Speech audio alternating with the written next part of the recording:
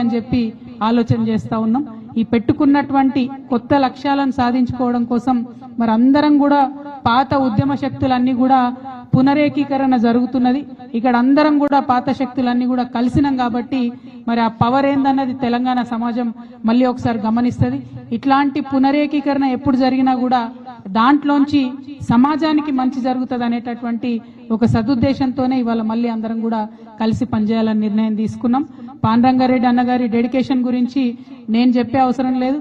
ఆయన మీద ఉన్నటువంటి కేసులు, ఆయన చేసినటువంటి ఉద్యమాలు, తమ్ముడు యాదయ్య చనిపోతే ఆయన కూడా అంతే ఆవేశంగా ఎదురెళ్లి అంబులెన్స్ పోతే పోలీసులందరూ కూడా హైరాణపడ్డటువంటి సందర్భాలు అనేకం ఉన్నాయి. ఒకటి కాదు, రెండు కాదు. రంగారెడ్డి జిల్లాలో హైదరాబాద్ చుట్టుముట్టున్నటువంటి ప్రాంతంలో ఒకనాడు ఉద్యమాన్ని ఉవ్వెత్తున ఎగిసిపడేటట్టుగా చేసినటువంటి వ్యక్తి మరి తను కలిసి రావడం, తనతో పాటు తన మొత్తం మిత్ర బృందాన్ని అందరినీ కూడా మరి మరొక్కసారి తెలంగాణ సమాజాన్ని జాగృతం చేద్దాం, సామాజిక తెలంగాణ వైపు అడుగులేద్దామని చెప్పి అన్న రావడం చాలా సంతోషం. ఇటువంటి శక్తులు మనకు ఒక్కొక్క జిల్లాలో యాడ్ అవుతూ ఉన్నారు. వారందరినీ కూడా మనస్ఫూర్తిగా తెలంగాణ జాగృతి ఓపెన్ హార్ట్ తోని, ఓపెన్ మైండ్ తోని మేము వెల్కమ్ చేస్తా ఉన్నామని తెలియజేస్తా ఉన్నాము.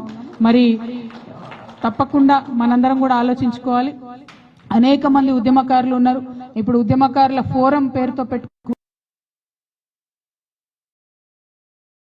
ఒకరు కూడా వచ్చి కలుస్తా ఉన్నారు. అక్క మనం కలిసి పనిచేద్దాం, మా సమస్యల మీద మీరు కొట్లాడాలంటా ఉన్నారు. వారందరికి కూడా మేము స్వాగతం పలుకుతా ఉన్నాం. మీ పక్షాన ఉండి తెలంగాణ జాగృతి కొట్లాడుతుందనే విశ్వాసాన్ని కూడా మీకు కల్పిస్తా ఉన్నాం. అట్లానే అనేక మంది కళాకారులు చాలా పెద్ద ఎత్తున ఆర్గనైజ్ అయ్యి వాళ్ళందరూ కూడా అడుగుతా ఉన్నారు, అక్క మరి మీరు అందరు హెల్ప్ చేయాలి, మాకు కొట్లాడాలి అని అడుగుతా